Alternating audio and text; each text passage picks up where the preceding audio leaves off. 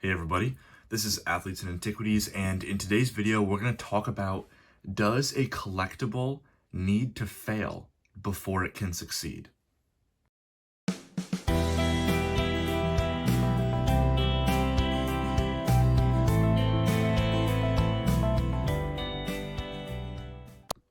So when you first hear me say a collectible needs to fail in order for it to succeed, you're probably like, what are you talking about? That doesn't make any sense. Why would I ever want a collectible I enjoy to fail? Why would I ever want it to lose popularity, to lose attention, to lose a fan base? Why would I ever want that? And before I get into it, I want to make it clear, this is talking about from a financial perspective. From a collection, from an enjoyment perspective, you obviously want more people, you want attention on the hobby, you want a lot of people to share your experiences with, you want a variety of products, a variety of different items that you can seek out and you can enjoy. And all of that comes with more attention on the hobby, more it needs to be doing well for that to happen. But in this video, I'm going to be talking about from a financial perspective, why the hobbies that have had a wane in popularity, those high-end items often do very well when that popularity comes back into the item. And I'm going to compare items that have failed, or products that have failed and come back, versus products that have always been hot, and kind of how they've done from a financial perspective. So the main point here is almost every pop culture collectible that has had a meteoric rise has also had a period of being worthless. And in this video, I want to argue why that is vital. So when something's worthless, very few people care about it. You know, when very few people care about it, very few people keep it in good condition. And when very few people keep it in good condition, and all of a sudden people years later try and find that item again, that's when you see those meteoric rises in these very high-end items. They weren't high-end items at the time, but on hindsight, it's seen as a grail for whatever emerging market. So we're gonna go over a few different items here. We're gonna talk about some items throughout history that have had this pattern, and I'd love to let you know what you think. Before I get into it, I just want to say, thank you guys for all your support. You know, the channel has been growing, and as a small person, I really appreciate that. So all the comments you guys leave, I read every single one. So please do keep interacting with me. I do like talking to you guys about this stuff. But so getting into these items, the first thing we're going to talk about is Action Comics 1. This is the earliest item on my list. Action Comics 1, the first appearance of Superman. When that was on bookstore shelves, when that was on those little street side vendors' carts, nobody thought it was an investment. It was just a picture book with this strong guy on it, and kids read it, kids enjoyed it, and then they threw it out. Because it was a consumable item. It was a comic book. Once you read it once, maybe you give it to a friend, he reads it, or maybe you read it a second time. But you're probably not gonna keep that on your mantle and go back to it. It wasn't a grail. Superman wasn't a thing. It was brand new, so nobody knew oh my gosh, stonks, invest in this, buy a bunch of these Superman Action Comics 1s. No, that was not a thing, and that's what helped it turn into the grail of comic books as it is today, because there wasn't that attention on it for, it was a consumable. When it was on the shelves, it was, oh, it's just another, little comic book, sure. And then later on down the line, as Superman kind of became its own thing, people looked back on that and said, oh, I want to buy that. And there weren't many available. That's what made this thing become so scarce, so rare, so valuable, so desirable. Next item, 1952 Topps Mickey Mantle. When 1952 Topps came out, it wasn't what it is today. It almost failed. The people that made it, they've said in interviews and stuff like that, they literally couldn't sell enough of it, so they literally had to dump product into the ocean, or into a lake or something. They dumped it into water because they couldn't store it anymore. Nobody was buying it. Nobody was pulling 1952 Mickey Mantle cards and, oh my god, I have to sleeve this, I have to protect this card, it's Mickey Mantle, he's the best. It was Mickey Mantle's second year, no one knew who he was. Even the other 1952 players in that set, no one was like, oh my gosh, you have to hold on to this. in 10 years and 50 years, it's going to be very sought after. Kids were putting them in bike spokes to make their bikes sound like dirt bikes as they rode them. That was a common thing kids would do with baseball cards. I'm sure many of those baseball cards were 1952 Topps Mickey Mantles. It was not seen as an investment vehicle at the get-go. It was worthless for a good portion of time. And again, that's what played into a lot of its desirability later on. Because when baseball cards got a lot more solidified in the 70s and the 80s and that baseball card boom, people were like, I want the first Topps Mickey Mantle card. But there weren't many because 52 Topps didn't sell well. They weren't out there. They were worthless for so long. Nobody cared. Nobody kept them in good condition, which is very important. So then that's what made them what they are today. Next item, going off cards a little bit, 1977 Star Wars action figures.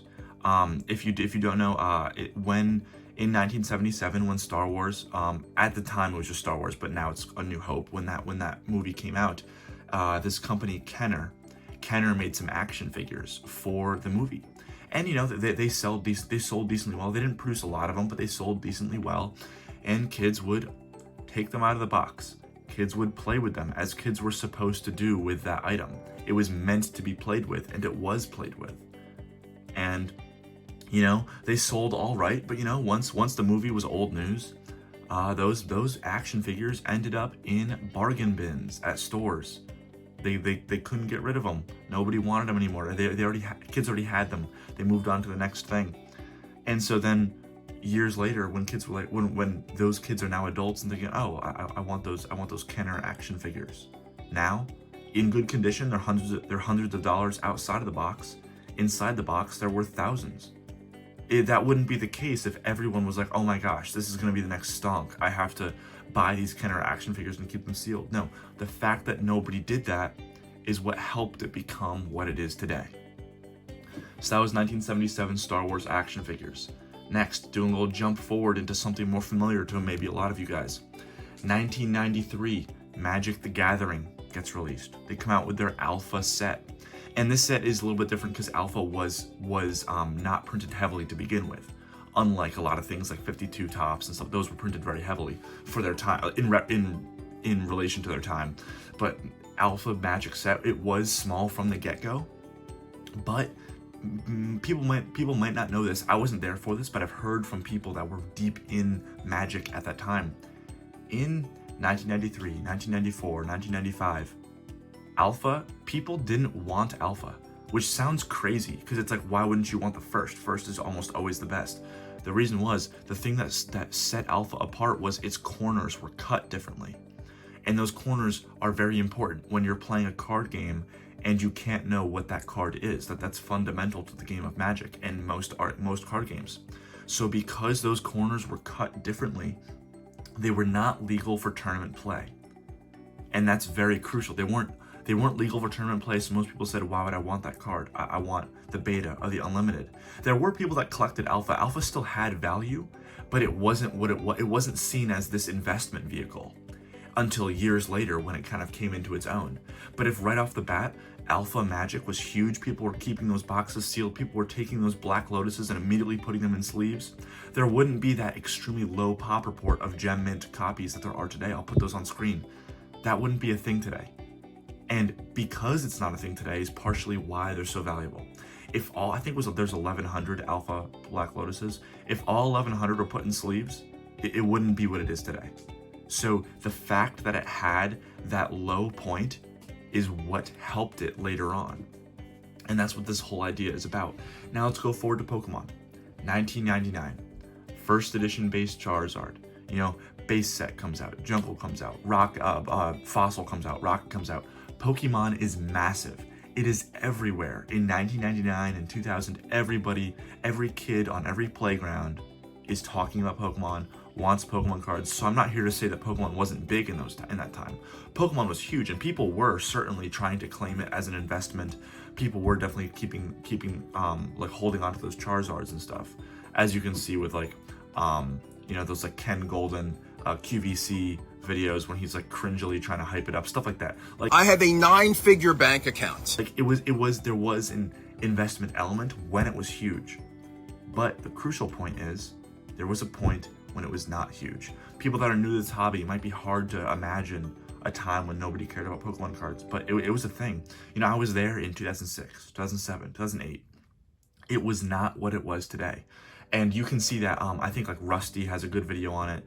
Dan Kitchmall Collectables has a good video on it. They use those way back time machines to go onto old sites that sold cards. And you can see base set boxes in 2005 were selling for double digits. They were selling for $90, $80, $70, as low as $50 a box for base set. It was unlimited, but base set.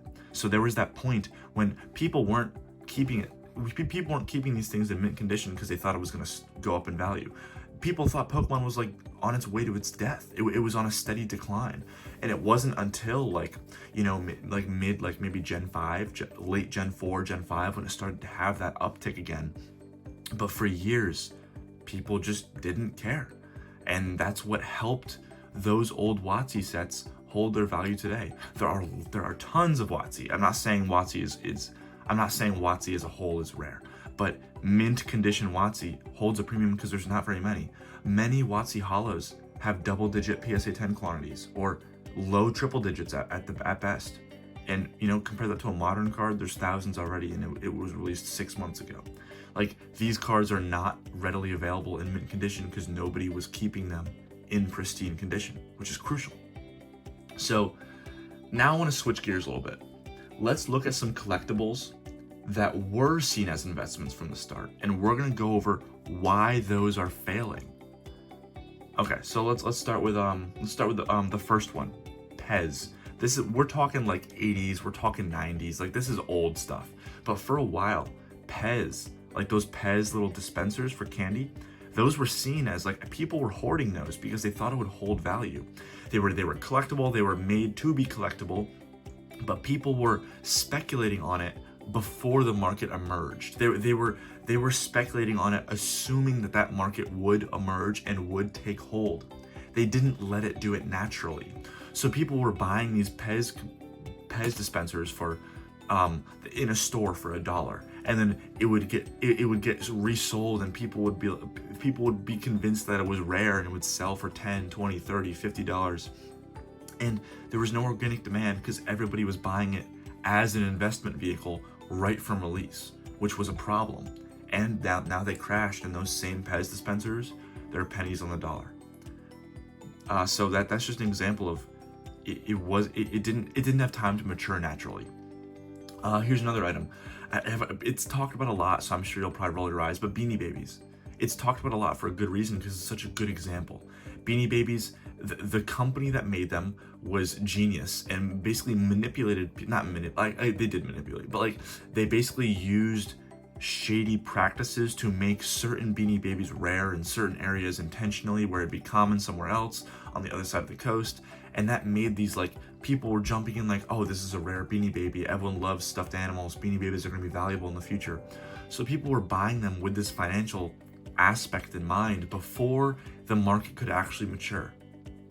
Just on the assumption, on the bet that it would. And that market never matured. There are very few Beanie Babies that are actually scarce, and those do still hold a value today, but 99.9% of all Beanie Babies are worth almost nothing now because there was never that organic demand. You didn't get the ebbs and flows of a natural collectible. It didn't get huge. People were like, oh yeah, and then it died down. People stopped caring, and then people got nostalgic for it, and then it naturally drove up price because they were buying it for themselves, and then investors hopped in. Like, it didn't have that natural progression. It was an investment vehicle from the get-go, and that, as we're going over here, historically is a recipe for disaster.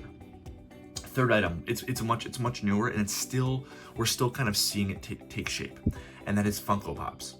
Funko Pops are another item that people were speculating on right from the jump. And Funko Pops, they're I guess they're a toy, they're a doll, I guess. Kids are not playing with Funko Pops. Adults are buying Funko Pops, not opening them, and letting them sit on shelves. And if they want to enjoy that item, great. Like, you can enjoy that item. But if a lot of them are buying it as an investment because they're like, oh, all these big IPs, you got the superheroes, you got the Star Wars, you got like any major movie has Funko Pops. So they're like, oh, as long as that IP does well, people are gonna love Funko Pops, you know? Like, and there was that mindset that made people try and invest in it from the beginning, but it hasn't really fully matured, and it's looking like it's not maturing to the extent that people thought they would. People do collect them because they enjoy them, and again, like I said, totally fine. But a lot of those are dropping in price because those investors are starting to realize that organic demand is not catching up to them. They bought them with this future demand priced in. That future demand never happened, and it was just a bunch of people that didn't really care about them sitting on them. That's not everybody. That's just there is a large portion of the consumer base. And now what are you seeing? You're seeing Funko Pops be literally dumped in landfills because people aren't buying them. The company produced too many because these investors were buying them in droves. So like, all right, we're gonna make more of them.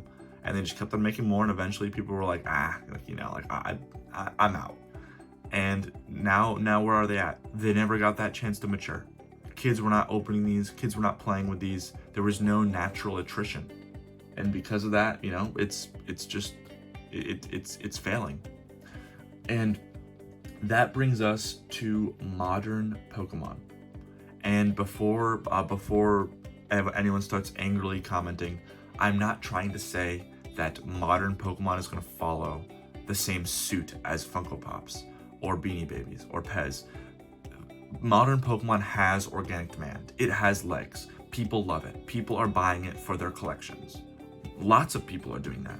It's very different from those other items in that to that extent, but what it does have is it has a lot of people are, as soon as they pull a card from a pack like this, because I did this, I'm a culprit. They pull a card from a pack. That card immediately goes into a sleeve.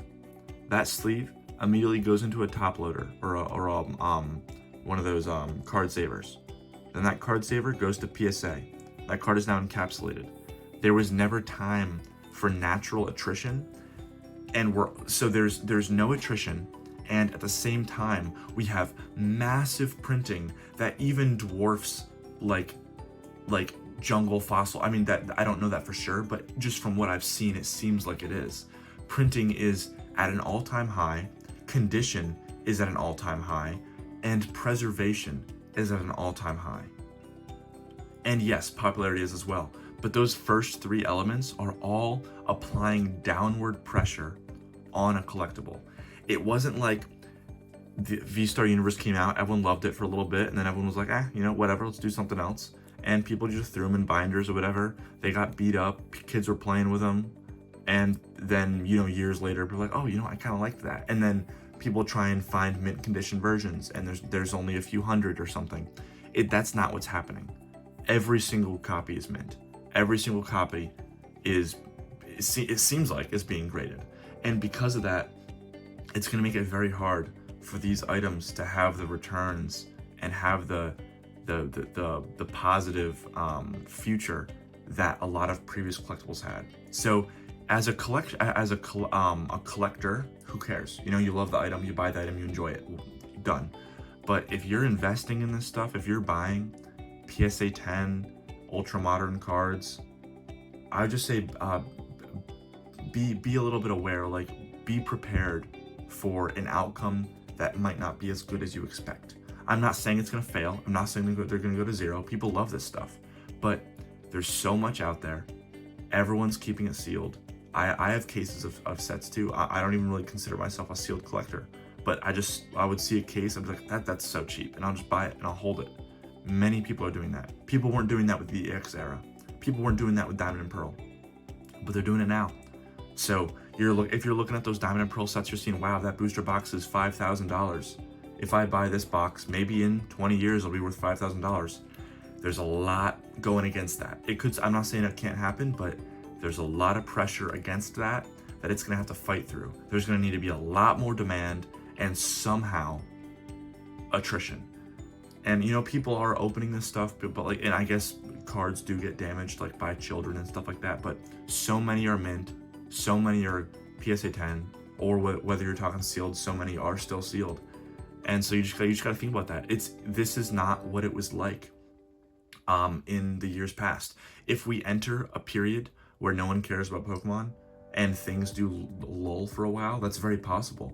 But until that happens, I just want you to know you're fighting an uphill battle, and I am as well, because I do buy these things because I enjoy them. I'm not expecting gains. If gains come, sure, great. I'm not expecting this card to be worth hundreds of dollars, but if it is, sure. But like, I understand that there's a lot that has to happen for this to actually appreciate. So that's all I had for today. What do you guys think about this? Do you agree? Do you disagree? Am I way off base? Let me know. And like I said earlier, thank you guys for watching these videos, for supporting me. It's just a small thing I do on the side because I enjoy it, but I love reading every single comment that you guys have. A lot of positivity, so I just really appreciate that. That's all for today. Thanks. Bye.